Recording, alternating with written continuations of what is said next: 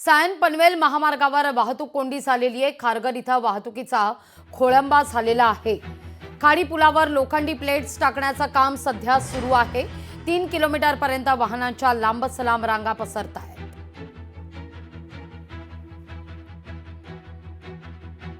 सायन पनवेल मार्गावरती पुणे लेनला पुरुषार्थ ब्रिजच्या अलीकडं खाडी पुलावरती एक्सपेन्शन जॉईंटचं काम सुरू होतं आणि त्यामुळं वाहतूक ही संथ गतीने चालू होती। आता ते काम पूर्णत्वास आलेलं आहे। आता वाहतूक सुरळीत करण्याचं काम सुरू आहे। सायन पनवेल महामार्गावर वाहतूक कोंडीची ही दृश्य आपण पाहतोय।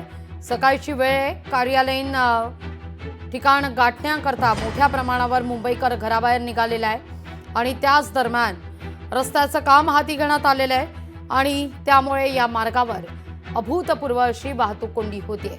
वाहतुकीचा वेगही मंदावलेला आहे। खारघर इथं वाहतूक खोळंबा झाल्याचं पाहतोय आपण। खाडी पुलावर लोखंडी प्लेट्स टाकण्याचं काम हे गर्दीच्या वेळी हाती घेण्यात आलेलं आहे। 3 किलोमीटर पर्यंत वाहनांच्या रांगा यामुळे लागलेल्या आहेत।